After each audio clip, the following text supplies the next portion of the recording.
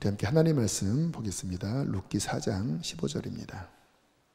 함께 읽겠습니다. 시작. 내 생명의 회복자이며 내 노년의 봉양자라. 곧 너를 사랑하며 7 아들보다 귀한 내 며느리가 낳은 자로다 하니라. 아멘. 이제 사사기 지금 보고 있고요. 이제 곧 룻기를 볼 텐데 사사기 룻기만 오늘 다루지는 않고 좀 성경 전체, 그러니까 저는 이제 성경을 수백 번 보다 보니까 하나님이 이렇게 전체를 보는 어떤 눈을 좀 주신 것 같아요. 그게 일종의 관점인데 그런 관점이 잘 잡히면 성경이 더 잘 이해가 되기 때문에 제가 수요일 날 전하는 말씀은 그런 성경적 관점에 대해서 좀 말씀을 드리려고 하는 겁니다. 오늘 나누고 싶은 거는 성경의 메인 관점이기도 한데요. 죄와 징계 또는 심판, 그리고 회개와 회복이라고 하는, 이게 성경의 전체 주제죠. 인간이 타락하고 어떻게 하나님이 회복시키시는가. 그 사이에 뭐가 있죠? 징계가 있죠. 또는 심판이 있죠. 어떻게 회복되는가. 성경 전체의 주제이고요. 특별히 지금 읽고 있는 이 사사기 전체가 그 사이클입니다. 첫날 목사님께서 그 부분을 새벽에 잘 전해주셨는데, 죄, 징계, 회개, 구원자, 회복, 이 사이클이 사사기 전체의 사이클, 이게 이제 반복이 됩니다. 계속. 근데 이 내용이 실은 우리의 인생과 밀접한 관계가 있어요. 우리도 죄, 징계, 회개, 구원, 회복이라고 하는 이와 같은 사이클을 평생에 수도 없이 경험합니다. 그래서 이 죄와 징계, 또 은혜, 회복, 구원, 이와 같은 진리들을 잘 이해해야 성경도 잘 이해할 수 있고, 또 우리의 삶에 그와 같은 사이클 속에서 어떻게 바르게 회복될 수 있는지를 우리는 알 수가 있습니다. 히브리서 12장 6절로부터 8절에 보면 이런 말씀이 나와요. 함께 읽겠습니다. 시작.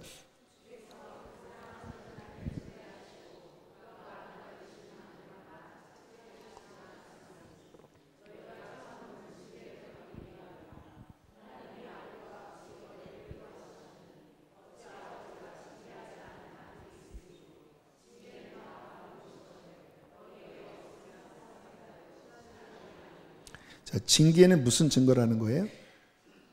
자녀라는 증거죠. 징계가 없는 거는 오히려 뭐예요? 버림받은 겁니다. 사생자요, 친아들이 아니다. 그러니까 우리가 살면서 어떤 이런 하나님의 간섭이 조금만 잘못해도 막 뭔가 하나님께서 막 책망하시는 것 같고, 또는 막 내 삶에 뭔가 하나님이 징계하시는 것 같다고 하는 느낌을 받는 분들은 뭐를 아셔야 되냐면, 그만큼 하나님이 나를 귀하게 여기시는구나.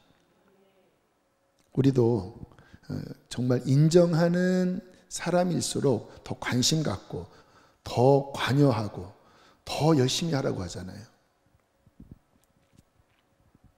그래서 우리가 성경을 보면요, 하나님이 택한 사람일수록 은총도 크지만 잘못된 길로 갔을 때 하나님의 다루심도 혹독합니다.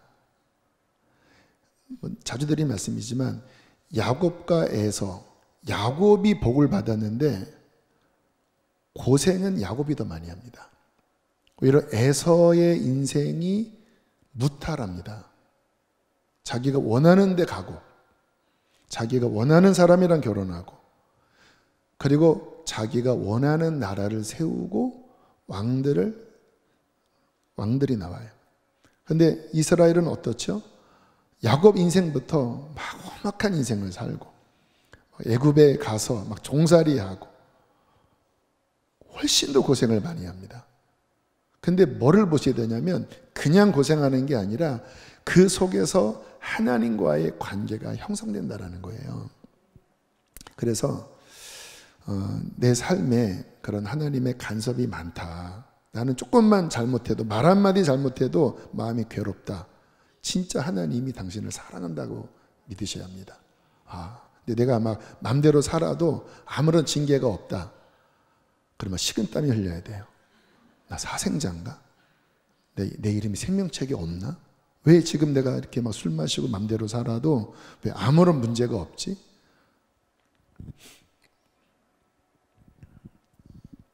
자, 그것이 로마서 1장 28절에 나오죠. 함께 읽으실까요? 시작.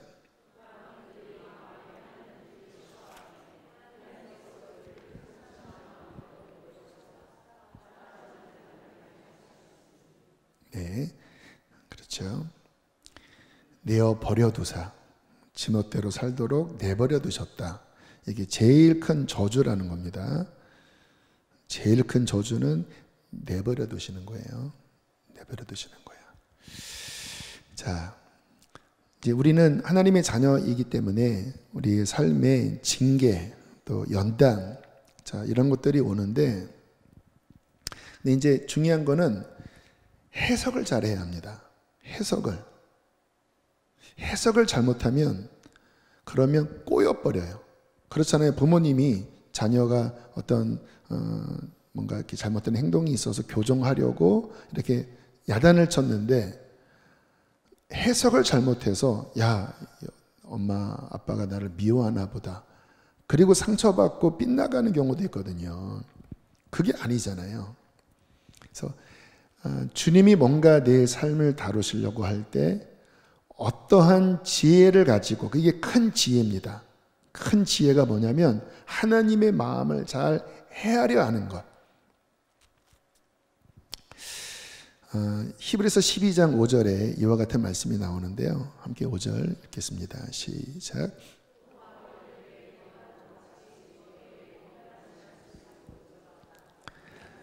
내 아들아, 주의 징계하심을 경히 여기지 말며 그에게 꾸지람을 받을 때에 낙심하지 말라. 참 귀한 말씀이죠.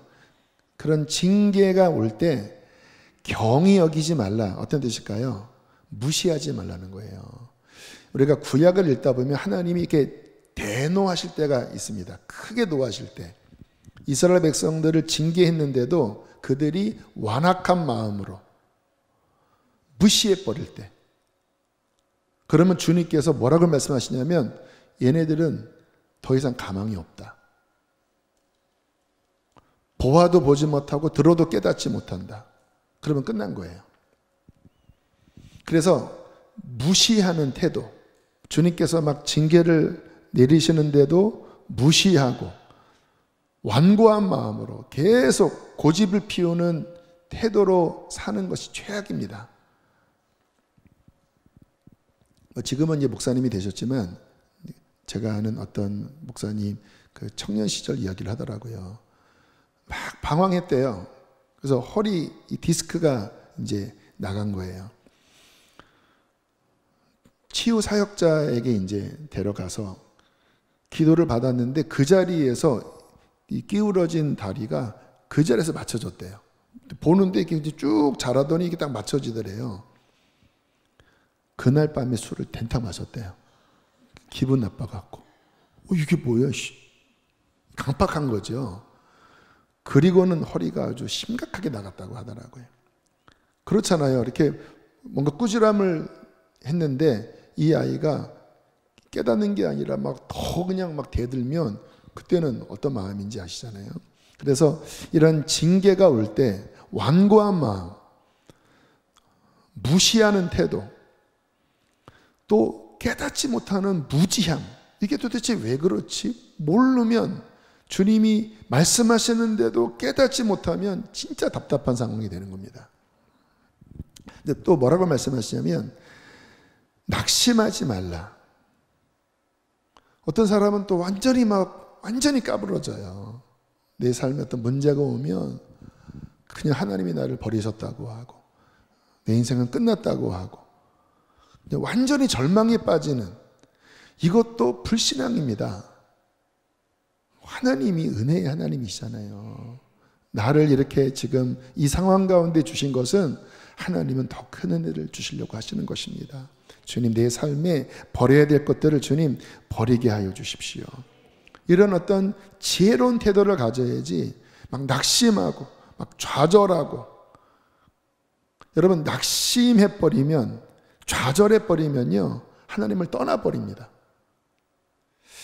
성도들 중에서도 참 그런 분들이 좀 계신 것 같아요. 좀 어려우면 막 자꾸 이렇게 까부러지는, 막 절망에 빠지는, 이것도 참 좋지 않은 태도입니다. 자, 또 하나는 뭐냐면 잘 분별하는 부분에 있어서 모든 것을 다 하나님의 벌로 보는 것도 조심해야 합니다. 살다 보면 뭐 여러 가지 상황 속에서 뭐 이것저것 자연적으로 생기는 문제들이 있잖아요. 여러분, 우리 소천하셨지만 하용조 목사님이 평생 병을 달고 사셨습니다. 막 신장투석을 하셔야 됐고 폐암을 몇 번 수술하셔야 됐고. 근데 만약에 모든 것들을 다 하나님의 벌로 본다고 하면, 그러면 이게 앵글이 또 찌그러져 버려요. 오카는 목사님도 역시 폐병으로 굉장히 고생하시다가 마지막에 폐암으로 돌아가셨거든요. 사도 바울도 육체에 가시가 있었고, 욥도 그 인생에 본인이 도대체 해석할 수 없는 무지막지한 고난이 닥쳤잖아요. 재산 날라가고 자녀들 한날에 다 죽어버리고 온몸에 막 악장이 나고, 그 친구들이 막 무조건 정죄하잖아요. 네 새끼들이 잘못했으니까 벌 받은 거야. 네가 잘못했으니까 하나님이 벌 내리신 거야. 하나님이 마지막에 뒤집잖아요. 그거 아니었다라고 말씀하시잖아요. 그래서 모든 것들을 다 하나님의 벌 이렇게 보는 것도 조심해야 합니다. 그러니까 잘 분별하셔야 돼요. 아, 이거는 뭔가 하나님이 내리시는 연단이구나. 그러면 연단 받으시면 되는 거고, 아, 이것은 내가 건강관리를 잘 못한 거구나, 또는 유전병이구나, 그러면 거기에 맞게끔 대응하면 되는 거예요. 그래서 잘 분별하는 지혜를 갖는 것 중요하고, 또 우리가 이제 삼자의 입장에서 누군가 하나님의 징계를 받을 때 조심하셔야 합니다. 저도 이제 암도 걸려보고 이런저런 징계를 받아보는 것 속에서 이렇게 너무 율법적으로 당신 죄졌으니까 이런 문제가 생긴 거고 회개해야 돼. 근데 어떤 경우는 그게 이렇게 받아들여지는 경우도 있는데, 이게 욥의 친구들처럼 어떤 비난하는 마음, 정죄하는 마음, 자기의 또는 동정하는 그 마음을 함께하는 마음이 없이 그냥 던지는 말은 욥처럼 내 마음을 아프게 하는 치료자다, 쓸데없는 의원이다. 그래서 누가 은혜가 되냐면 함께 울어줄 때 위로가 되더라고요.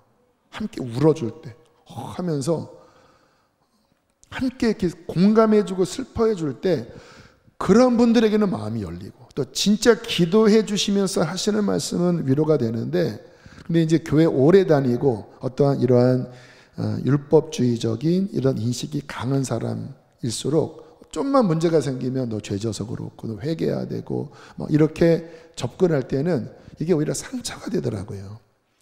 그래서 우리가 나 자신에 대한 바른 해석도 중요하지만 제3자가 그런 일을 당할 때 진짜 내가 겸손하게 기도하고 진짜 주님의 마음을 받고 내가 하나님의 눈을 가지고 이야기를 해 주셔야지, 조금 기도하는 분들, 조금 뭔가 영적인 것이 있다고 하는 분들이 쉽게 그런 얘기하는 것은 그것은 굉장히 위험한 일이다.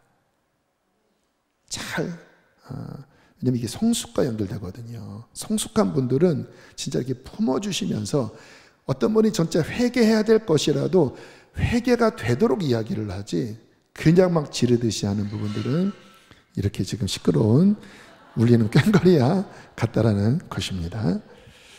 자, 오늘은 죄에 대한 징계하고 회복을 좀 중심으로 말씀을 드릴게요. 당연히 하나님의 자녀가 하나님을 떠나고 죄 가운데로 가면 징계가 임합니다. 우리가 이제 요 징계가 임할 때 좀 단계를 알아야 돼요. 우리가 어떤 병이 발병할 때 갑자기 발병하는 게 아니라 징후들이 있거든요. 그래서 초기에 잡으면 발전 안 합니다. 그래서 제일 좋은 거는 초기에 이거 지금 잘못된 길로 가고 있다 하고 초기에 딱 감을 잡는 것 되게 중요한데요. 몇 가지 좀 말씀을 드릴게요. 첫 번째는 하나님의 자녀가 하나님의 길에서 벗어날 때 진짜 주님 안에 있었던 사람이라면 제일 처음에 양심이 사이렌을 울리기 시작합니다. 양심이 불편해져요. 이 부분을 무시하면 안 됩니다. 양심은 이게 성경을 가만히 보면 되게 중요한 하나님 주시는 어떤 선물입니다. 아무리 변명을 해도 양심은 이게 깨어있는 상태라면 아무리 변명을 해도 양심은 직언을 해줍니다. 그거 아니야. 그거 하나님 기뻐하는 거 아니야. 그래서 양심이 불편해요. 그리고 양심이 더럽혀지는 느낌, 뭔가 마음이 불결해지는 느낌을 받습니다. 이게 이제 초기 사인인데 이때 빨리 회개하는 사람이 신앙생활을 잘하는 분들이에요. 아직 외적인 뭔가가 발생되기 전에 이 양심의 사이렌, 양심의 어떠한 호소, 양심의 문제 앞에 빨리 하나님 잘못했습니다. 하나님 용서해 주세요. 주님 보혈로 씻어주세요. 내 마음을 지켜주세요. 하나님이 그러한 사람을 제일 기뻐하십니다. 우리 다 실수하거든요. 근데 빨리 깨닫는 자, 초기에 진화하는 자. 우리가 몸 아플 때도 초기에 진화하면 되잖아요. 그래서 깨어있는 사람들, 주님과 동행하는 사람들은 이 초기에 잘 다뤄요. 근데 이거를 이제 방치하기 시작하면 양심이 어떻게 될까요? 굳어지기 시작합니다. 사이렌을 처음에는 감도 100으로 보냈다가 자꾸 무시하면 감도가 80이 돼요. 50이 돼요. 이게 양심이 화인 맞아가는 거죠. 기능을 상실해 갑니다. 그러면 두 번째 나타나는 특징, 크게 따라합시다. 영적 침체. 영적 침체가 돼요. 뭡니까? 교통이 안 돼요. 이 전 단계에 있는 양심의 가책은 그래도 예배가 돼요. 마음이 막 찔려서 예배하면 막 또 괴로워요. 근데 예배는 돼요. 근데 이게 넘어가 버리면 예배가 안 되기 시작합니다. 이 양심 안에서 내가 주님 앞에 자유롭게 못 나가요. 뭔가 캥기는 거죠. 우리도 뭔가 잘못하면 이렇게 뵙기 싫어하잖아요. 그래서 예배가 막힙니다. 영적인 데 가기가 싫어요. 기도도 안 나와요. 왜? 기도하려면 주님과 대면해야 되는데 이게 영적으로 뭔가 하나님 앞에 죄의식이 있기 때문에 기도도 안 돼요. 영적 침체, 두 번째 단계입니다. 내가 예배가 막혔어. 기도가 안 돼. 그러면 빨리 회복해야 합니다. 금식을 하든 아니면 성경을 붙잡고 어느 골방에 들어가든 초기 단계는요, 제 경험상 반나절만 성경 붙잡고 기도하고 회개하고 찬양하고 반나절만 하면 회복이 되더라고요. 근데 이제 또 이거를 이제 지나쳐 갑니다. 그러면 갈수록 힘들어지는 거예요. 그러면 이제 어떻게 될까요? 하나님의 길에서 벗어나기 시작합니다. 삶이, 그 전 단계는 뭔가 잘못된 삶이 있었을지라도 전반적인 내 삶은 그래도 하나님 울타리 안에 있거든요. 근데 요거에서 벗어나면 이제는 울타리에서 벗어나기 시작합니다. 그 전에 안 했던 그 길로 가고 육신이 원하는 대로 살아가고 이제 그 속에서 많은 미혹들이 이제 하나님의 울타리 안에서는 미혹이 있어도 많지는 않아요. 왜? 이 울타리 안에 자체가 하나님이 거하시는 보호처니까. 근데 여기서 벗어나기 시작하면 이 바깥에 만나는 새로운 관계, 그 다음에 다가오는 사람들은 하나님의 사람들이 아닌 거예요. 세상 사람들인 거예요. 내가 벗어나면 그런 사람들과 교류가 더 많아지고 그러면 그 속에 당연히 어둠의 미혹들, 사기를 치고 내 인생을 갉아먹고 하는 그와 같은 일들이 더 빈번해집니다. 장소가 그렇다라는 거예요. 그래서 큰 시험에 든 사람들 가만히 보면 거의 다 똑같아요. 양심의 가책을 받다가 영적 침체되다가 그 다음에 이제 그 전에 하지 않았던 삶을 살기 시작하는데, 그 만나는 사람, 연결된 사람들이 다 하나님을 떠난 세상 악인들, 그러다가 이제 사기를 당하기도 하고, 그러다가 막 몸에 막 병을 얻기도 하고 하면서 인생에 큰 이제 문제가 발생이 되는데, 이제 이런 위기, 실은 첫 번째, 두 번째 단계는 내적인 위기라면, 세 번째 단계, 하나님을 벗어나기 시작하면 이제 큰 위기, 진짜 징계와 시험이 오는 거예요. 근데 하나님은 자비하셔서 이때 사인을 주십니다. 말씀을, 설교 시간에 가슴을 찌르는 말씀을 듣게도 하고, 어떤 강사가 오셨는데 또는 어떤 인터넷 유튜브 말씀을 들었는데 정말 나의 정확한 어떤 말씀으로 찌르기도 하시고, 또 환경으로 뭔가 사인을 주세요. 하나님은 우리가 이스라엘 역사를 보면 쉽게 징계하지 않아요. 자비함이 크셔서 그 남유다가 망하고 북이스라엘이 망하기 전까지요, 하나님이 얼마나 많은 선지자를 보내셨고 얼마나 많은 징계와 회복을 주셨는지, 이거는 정말 수도 없이 하나님이 용서하셨거든요. 근데 더 이상 이제 말기다 했을 때 결국 심판이 내린 건데, 그렇게 하나님이 환경으로 또는 선지자로 여러 가지 사인을 하나님이 주실 때, 지혜로운 자는 누굽니까? 그때 겸손하게 그것을 받아들이고 회개할 때 주님께서는 이 피해를 최소화하실 수 하신다라는 거죠. 근데 이제 이게 점점 이 완고해질수록 이게 돌이켜지기가 힘들어지는 거예요. 이제 이거를 넘어가면 이제 징계가 막 오기 시작하죠. 그 열매를 거두는 거예요. 그러니까 우리가 이 징계를 받을 때 지혜롭게 판단해야 될 게 뭐냐면, 하나님이 때리셨다, 하나님이 벌 주셨다, 이거는 절반도 안 되는 진리입니다. 내가 자취하는 거예요. 그래서 하나님, 이 열매는 내가 스스로 거둔 것입니다. 하나님이 막 패는 게 아니라 내가 떠나간 그 자리가 그런 열매를 맺는 곳이기 때문에 내 스스로 그런 열매를 내가 거둔 것입니다 하면서 스스로 자취한 것이다, 그렇게 생각을 하셔야 됩니다. 자, 그런 이제 징계가 이제 왔어요. 자, 이때 하나님의 마음을 아셔야 합니다. 언제나 중요한 건 하나님의 마음을 이해하는 건데, 예레미야 애가가 가장 하나님의 큰 징계 속에 있을 때 예레미야를 통해 쓴 서신이죠. 선지서죠. 우리 예레미야 애가 3장 33절 함께 읽겠습니다. 시작.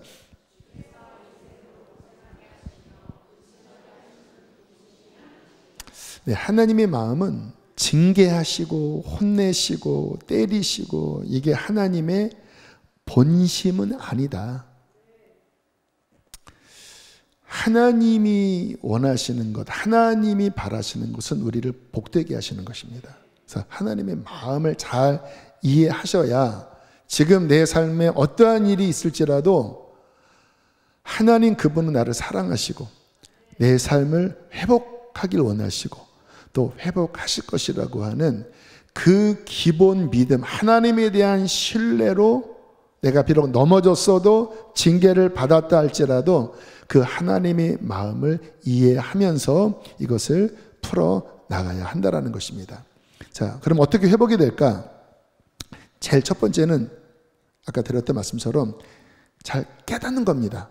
무엇 때문에 이게 왔는지, 무엇 때문에. 마치 탕자가 이제 하나님을, 아버지를 떠나서 어렵게 됐을 때 참 지혜로운 것은 깨달았잖아요. 아버지의 집을 떠났기 때문에 이게 왔구나. 이게 중요해요.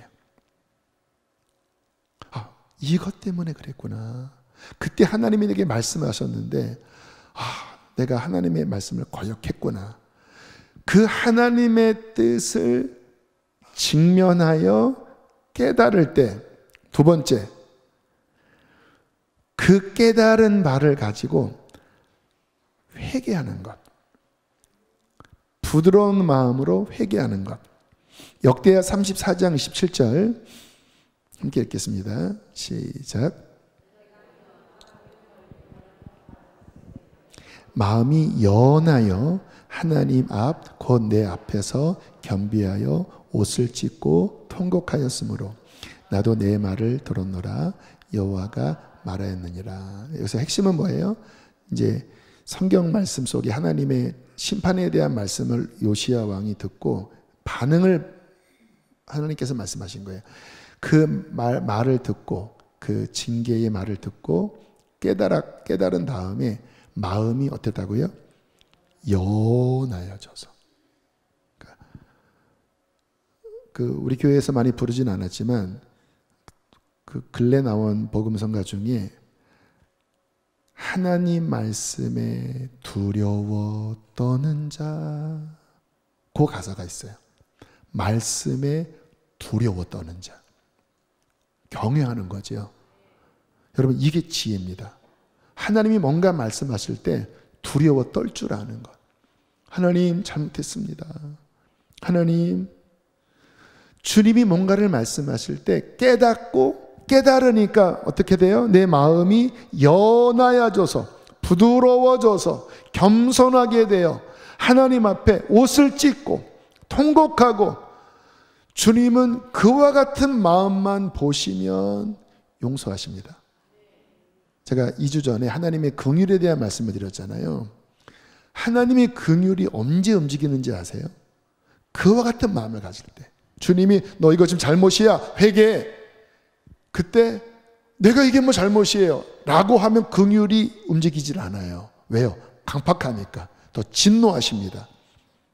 근데 어떠한 죄를 저질렀어도 너 이거 잘못이야 라고 할 때 마음이 연하여져서 부드러워서 맞습니다. 주님, 제 문제 때문에 이게 생겼습니다. 하나님, 잘못했습니다 하고 울기 시작하잖아요. 오늘 요시야 왕이 통곡했다고 하는데, 그러니까 그 다음 말씀이 그렇게 했으므로 나도 내 말을 들었노라. 나 여호와의 말이니라. 그때 하나님의 긍휼이 움직여요. 여러분, 부모님 입장에서 어떤 자녀가 진짜 막 잘못했어요.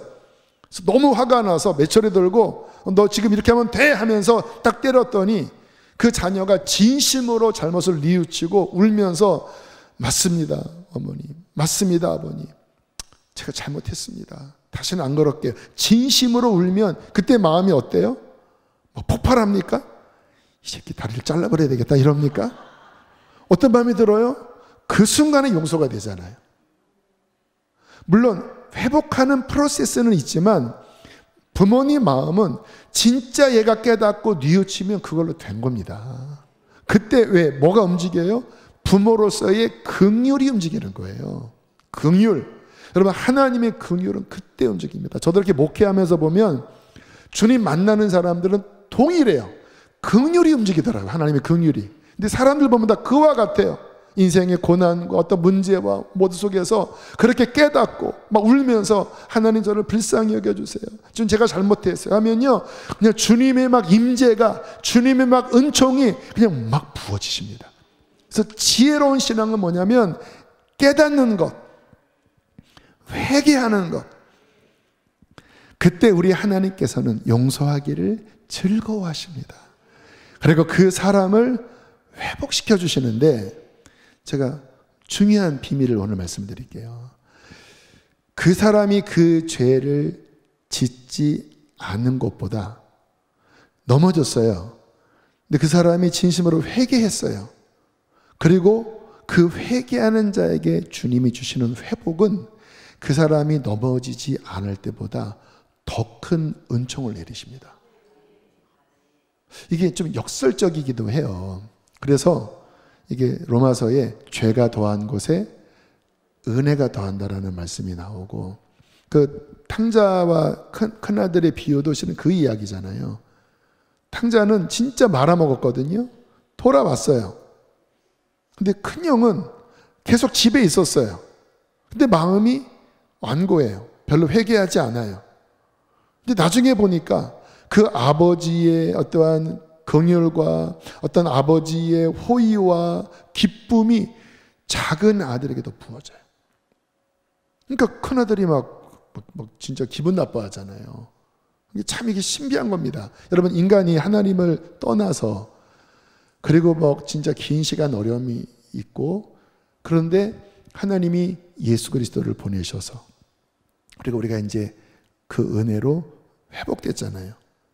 그럼 한번 비교를 해보시면, 만약에 아담과 하와가 죄를 짓지 않고 잘 살았다고 하면 피조물일 겁니다. 근데 아담과 하와가 넘어져서 하나님의 큰 긍휼로 예수를 보내셔서 회복이 됐을 때 우리는 예수님의 신부가 되는 거예요. 이걸 어떻게 논리적으로 설명하죠? 이게 하나님의 은혜입니다. 하나님의 긍휼입니다. 죄를 합리화시키는 건 아니에요. 근데 뭐를 아냐면 하나님의 은혜와 긍휼이 풍성하십니다. 그래서 어떠한 실패, 어떠한 넘어짐이 있다 할지라도 진짜 깨닫고 회개하고 정상적인 절차를 밟으면, 그러면 그 사람에게 내리시는 은혜가 더 커요. 그래서 가만히 이렇게 목회자들, 또 하나님께 쓰임받는 사람들 보면 거의 대부분 그런 굴곡이 있는 사람들이에요. 그리고 그게 하나님의 은총으로 하나님께 쓰임받는 재료들이 됩니다. 그래서 조폭 출신들은 이게 그 조폭 그런 스타일로 막 또 조폭들을 전도하기도 하고, 무당은 또 회개하고 또 무당 전도하고, 마약 하는 사람은 회개하고 또 마약 전도하고, 마약쟁이들 전도하고. 자, 하나님의 회복. 그래서 죄와 징계가 있지만, 그러나 놀라운 하나님의 회복이 있다. 이게 성경의 핵심 주제입니다. 창세기의 실패가 계시록의 하나님의 나라의 완성으로 아름답게 마무리되어져요. 뿐만 아니라 여러분, 이렇게 우리가 선지서들을 보면 막 하나님의 어마어마한 막 무서운 징계가 내리잖아요. 막 심판할 거고, 막 너희들은 막 이방 나라에 끌려가서 완전 만신창이 될 거고. 근데 성경을 읽어보면 헷갈리는 게, 갑자기 내가 어떻게 너희를 버리겠느냐, 내가 어떻게 너희를 잊겠느냐, 이스라엘은 회복될 거고, 또 그러다가 그 다음 장에 막 내가 막 심판할 거고, 헷갈려요. 이게 다 하나님의 마음에 담겨져 있어요. 주님은 회복을 주기를 원하시는 은혜의 하나님이시라는 겁니다. 자, 그것을 잘 담고 있는 게 룻기인데요. 룻기를 좀 요약을 하면, 룻의 시어머니인 나오미, 그리고 시아버지, 그리고 그 아들들, 어쨌든 기근이 이제 사사시대였고, 그리고 베들레헴에 기근이 와서 이제 이주를 하는 이야기부터 시작돼요. 이게 죄일까? 성경에 죄라고 표현은 하진 않아요. 그러나 흐름을 보면 하나님의 울타리에서 벗어나는 것으로부터 시작합니다. 그리고는 어떤 일이 생긴 거 아시죠? 한 집안에 세 남자가 죽어버립니다. 남편 죽고 두 아들 죽고, 누가 남았어요? 그 엄마 나오미 남고, 그리고 결혼한 두 며느리 이방 모압 여인 남고, 죄송합니다, 과부만 남았어요. 여러분, 그 당시 문화에 남편이 없는 거는, 이거는 사회적으로 이거는 끝난 상황입니다. 자, 그렇게 이제 빈털터리가 되어서 다시 베들레헴으로 돌아옵니다.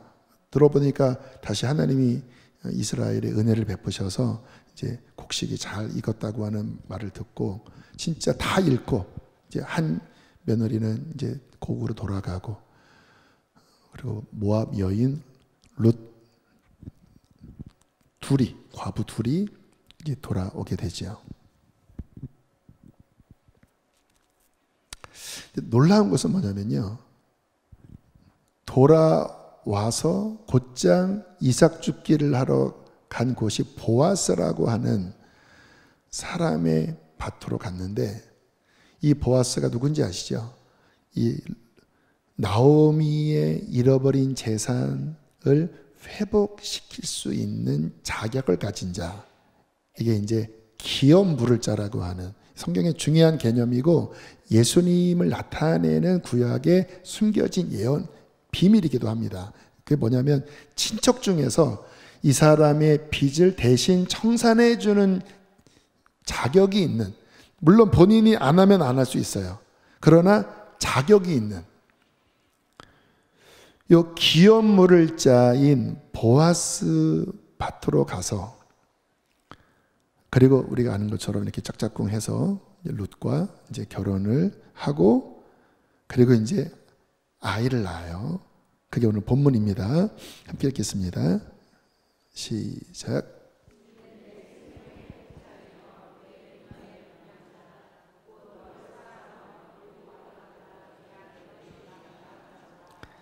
자, 21절, 22절 시작.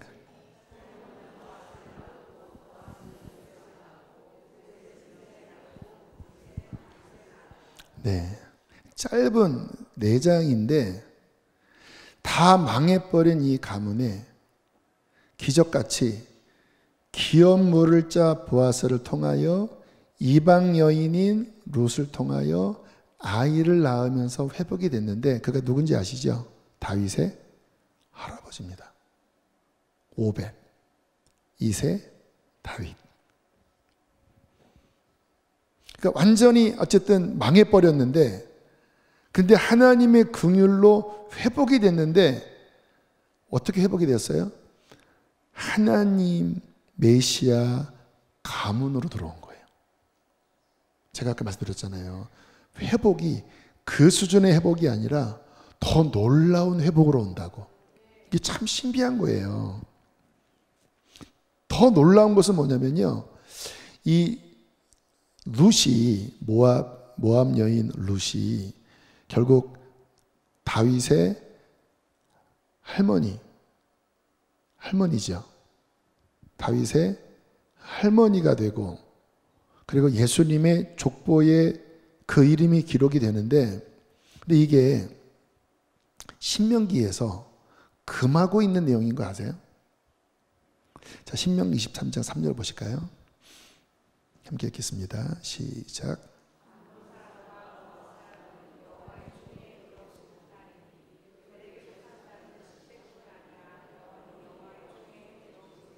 성경을 읽다 보면 이와 같은 모순이 발견됩니다. 모압과 암몬 사람은 하나님 백성이 못 들어온다. 이제 이 다음 뭐라고 나오냐면, 특별히 이 모압 사람이 왜 못 들어오냐면, 이스라엘 백성들이 가나안 들어가려고 할 때 그 발락 왕이 발람 선지자를 통해서 이스라엘을 죄짓게 하고 저주하려고 했잖아요. 그것 때문에 모압 사람은 10대가 지나도 못 들어오고 영원히 못 들어온다. 딱 반율법적입니다. 룻이 모압 여인이에요. 룻이.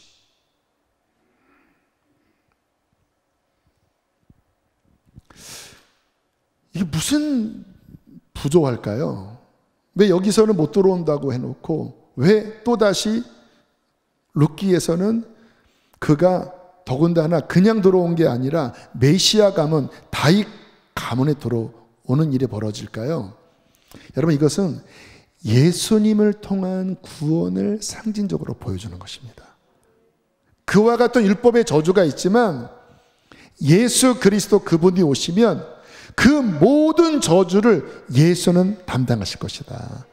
그 예수가 모든 저주, 그 죄를 대신 갚아주는 기업 물을 자가 될 것이다.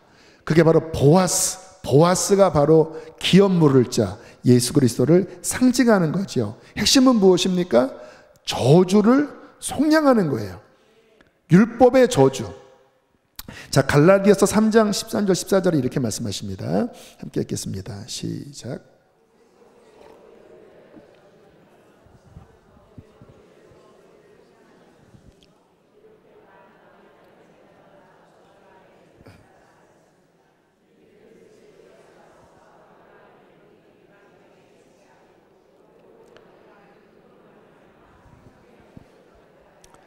자, 여기 중요한 말씀이 뭐냐면요, 율법의 저주에서 우리를 속량, 사주셨으니 보아스처럼 기업 물을 자가 되셔서 저주에서, 율법의 저주가 뭐예요? 심판이지요. 그 죄에 대한 징계지요. 죄에 대한 혹독한 열매지요. 그런데 그리스도께서 그 모든 저주를 기업 물을 자가 되셔서 십자가의 피로 속량하셨다라는 거예요. 그러므로 말미암아 14절 보니까 그리스도 예수 안에서 그 하나님의 복이 이방인에게까지, 이방인은 저주받은 자였잖아. 하나님의 가문에 못 들어오는 자였는데 예수님의 이 어마어마한 구속으로 말미암아 이방인인 우리도 구원의 복을 받고 성령의 충만을 받게 되었다라는 것. 우리가 뭐를 봅니까? 예수 그리스도 안에 있는 풍성한 구속. 그래서 우리의 삶에 이러한 저주, 사실은 그런 것들이 있고, 우리나라가 반만년 동안 귀신 섬기는 샤머니즘을 못 갑니다. 그 열매가 반만년 동안에 엄청나게 이 나라가 가난하고 못 살고 서로 지질이 궁상으로 살았어요. 근데 예수 그리스도의 복음이 오고 그 피가 역사하고 교회가 세워지면서 지금 이 나라가 이렇게 됐습니다. 지금 우리가 이렇게 하나님 믿는 가정이 된 것은 핵심이 뭐예요? 십자가에 모든 율법의 저주를 담당하신 예수 그리스도의 풍성한 구속이 있기 때문에 그래요. 저 같은 가정도 제가 어릴 때 진짜 복음은 하나도 없고, 지금도 제가 제가 참 신기한 게 어릴 때 기억이 잘 나요. 어느 날은 제가 누나한테 나 그거 기억나 하니까 누나가 하는 말이, 야 그거 너 1살 때야 막 그러더라고요. 내가 천재인가? 한 4살 5살 어머니와 함께 무당집을 가서 그 무당이 요런 교자상 같은 데 이렇게 쌀을 막 뿌리고 막 숟가락을 막 세우고 이렇게 벽에 막 그 이상한 형상들이 있는 거기에 앉아있는 제 모습이 선명하게 떠올라요. 그리고 이렇게 굿하면 그 떡 같은 거 이렇게 담 밑에 놓잖아요. 그리고 거기 막 이렇게 돈을 막 쑤셔 놓더라고요. 몰래 가서 그 떡 먹고 그 10원짜리 꺼내서 막 사탕 사 먹고. 그게 뭐냐면 율법의 저주거든요. 우상을 섬기면 망한다. 하나님 믿지 않은 그와 같은 온갖 저주들, 그 저주 덩어리 속에서 가정이 깨지고 마음이 상하고. 그런데 지금 보면 제가 이렇게 말씀을 전하고 하나님의 백성이 되고 영혼들을 구원하고, 이것은 다른 것으로 설명되는 것이 아니라 예수 그리스도 그 십자가의 풍성하신 구속이 벌레만도 못한 저에게 우리의 가문에 역사하여 구원하시고 변화시켜 주셨다. 여러분, 지금 이 부분은 이 하나님의 징계와 회복, 룻의 그 나오미의 가정에 이 말할 수 없는 처참함과 회복, 실은 이것은 우리들의 이야기입니다. 실은 많은 성도들을 보면 그와 같은 율법의 저주 속에서 그 어려움 중에 있는 분들이 너무나 많아요. 가정이 깨지고 마음이 깨지고 힘들어하는, 경제적으로 못 사는 것은 아닐지라도 굉장히 마음이 그 저주 같은 그 환경 속에서 괴로워하는, 이게 하나님의 징계인가? 어떤 영적 싸움, 그것이 나의 심령뿐만 아니라 내 자녀에게 또는 부모님에게 어떠한 쓴뿌리로 그 많은 것들이 이렇게 얽히설키 쓴뿌리가 이렇게 우리를 묶고 있다라는 거예요. 그래서 굉장히 많이 힘들어들 하십니다. 그러나 저는 오늘 이 말씀을 통하여 선포합니다. 어떠한 저주가 있을지라도, 어떠한 실패가 있을지라도, 어떠한 문제가 있을지라도 예수 그리스도로 가는 거예요. 그 풍성한 구속, 그 십자가 그늘 아래, 그 보혈 안에, 그분의 은혜 아래 달려가면 그분의 풍성하신 구속은 우리의 삶을 회복시켜 주실 것입니다. 다시 룻기 2장 20절 보실까요? 함께 읽겠습니다. 시작.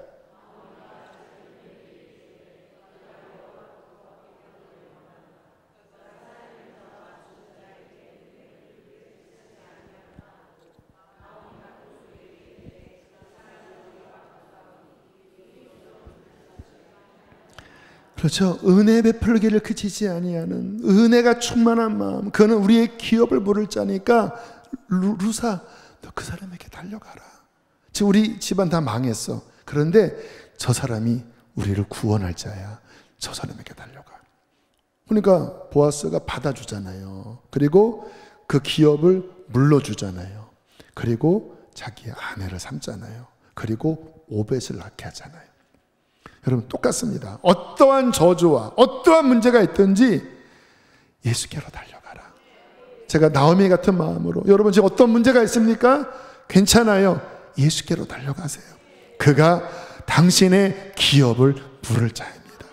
그가 살아있는 자와 죽은 자에게 은혜 베풀기를 그치지 아니하는 은혜의 주님이니까 주님께로 달려가세요. 제가 진짜 확신 있게 말씀을 드립니다. 저도 그렇고 여러분도 그렇고 어떠한 사람도 문제가 있어요. 뭐 우리가 실패하고 징계도 있고 저주도 있고 부모님의 어떠한 문제가 내려오기도 하고 상한 마음 쓴뿌리도 있고, 여러분 제가 보면요, 어떠한 문제와 어떠한 저주가 있어도요, 진짜 예수께로 달려가서 그의 얼굴을 구하고 그 피를 의지하고 그 하나님의 손만 꼭 붙잡으면요, 그 사람은 다 100% 1000% 회복이 됩니다. 물론 과정이 있습니다. 왜냐하면 그 어떤 쓴뿌리를 거두는 이 과정이 그냥 딱 도말되지는 않더라고요. 그런데 그럼에도 불구하고 예수님 붙잡고 계속 주님께 예배하고 주님의 뜻대로 살아가고 계속 주님 안에 거하면 주님 안에 있는 풍성한 구속은 당신의 삶을, 당신의 가정을, 당신의 인생을 반드시 회복하실 것입니다. 제가 이름을 밝히진 않겠지만 이제 저희 교회 개척 처음 때 따라온 청년들이 있어요. 근데 정말 제 아내가 그러더라고요. 본인이 만나본 사람들 중에 제일 힘들고 어려운 그 가정이 정말 너무 힘들고 그 대물림 속에서 너무나 그 자녀들이, 그 청년들이 너무나 힘겨워하는데 답이 안 나오는, 경제적으로도 그 부모님의 어떤 그 저주 답이 안 나오는, 그런데 너무 감사하게 신실하게 그럼에도 불구하고 계속 주님을 붙잡았습니다. 조금 떠나갈 것 같아도 아까 나눈 것처럼 주님이 어떤 사인을 주시면 억지로라도 다시 주님 품에 돌아와서, 그때 기억나는 게 복음 인카운터 이번 토요일이잖아요. 다음 주 토요일이군요. 그때 이제 1,2기인가 그때 막 왔다가 너무 힘드니까 막 울면서 그냥 막 동네방네 헤맨 거예요. 그러니까 그 담당 청년 지금 박태원 선교사님이 막 전화해서 막 정류장에 앉아놓고, 야, 너 여기서 포기하면 안 된다. 아, 나 너무 힘들어요. 아니다. 그래서 막 끌고 와서 그 친구는 인카운터 못 들어가고 저 방에다가 막 몇몇 기도자가 막 붙잡고 막 너무 지쳐 있으니까 막 울면서 기도하고 막 그렇게 하면서 어쨌든 주님 안에 어쨌든 거했습니다. 10년 지났거든요. 12년 지났거든요. 계속 주님 안에 거한 그 12년의 지금 모습을 보면요, 진짜 기적같이 얼마나 하나님의 그 귀한 분들의, 둘이 결혼했는데 삶을 회복시켜 주셨는지, 그 가문의 저주를 하나님이 끊으시고, 물론 이제 그 뭐 언니 뭐 이렇게 어려움이 있긴 하지만 그거를 끊으시고, 그리고 경제적으로 진짜 어려웠거든요. 그래서 막 찔러줘야 되고 그랬는데 지금 얼마나 회복이 됐는지, 남편이 막 삼성 다니고 막 부인은 막 교사하고 막 그 두 자녀들은 얼마나 기도 열심히 하는지, 불과 10년 사이에 그 회복의 역사를 보면 진짜 너무 기적이다. 근데 이유는 하나입니다. 기업 물을 자이신 예수께 간 거예요. 은혜의 예수께 간 거예요. 그분이 피난처이십니다. 그분이 도피성입니다. 도피성. 마지막 시편 130편 7절로 8절 읽겠습니다. 시작.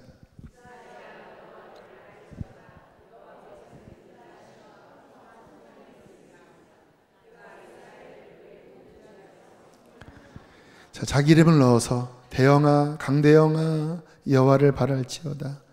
여호와께서는 인자하심과 풍성한 속량이 있습니다. 그가 대영이를 그의 모든 죄악에서 속량하시리로다. 자, 자기 이름을 넣고 시작.